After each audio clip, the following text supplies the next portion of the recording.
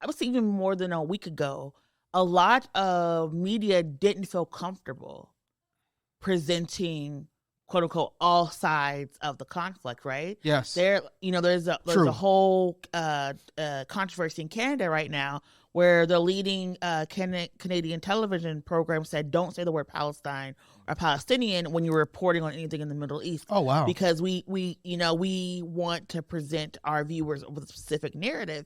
And so people have had That's to bully crazy. people had to bully CNN, right? We've had to like bully anchors be like, this is the facts. You gotta remember Don Lemon was fired because he pushed back against Vivek. Yeah. I can't pronounce his last name.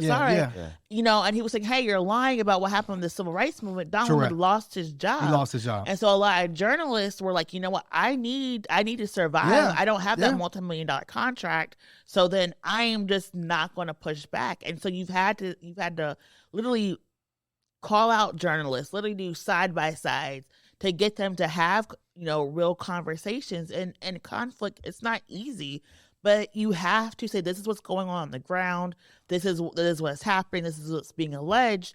And I think it really showed that a lot of journalists are still themselves fighting white supremacy. Right. And fighting to find words that they can use to sit there and say, this is what's happening. And I'm not sure how to feel about it. Right. We had a CNN, Abby Phillips was saying like, people are supporting terrorism because they're saying glory to our martyrs. And people had to go and explain in the Muslim tradition, what does that mean and why people say that, right? And that wasn't happening like 5 years ago on a mass scale, 6 years ago, a decade ago on a mass scale. And it seems that there's so much miscommunication within our communities that a lot of these conflicts seem like maybe people just talk to each other, that we wouldn't be here. Maybe if there was like more diplomacy, if maybe there was more time to actually sit down and break bread and have conversations, maybe a lot of this bigotry, hatred, and violence wouldn't be occurring. That's the hope. But, I think sometimes our governments are so wedded to like death, violence, and destruction and chaos. They do diplomacy in the healing stage and not in the preventative stage. I think that's what we're seeing is that like we need more people and more community to come together and push back and to create safety. And I think that we're starting to see that a lot more.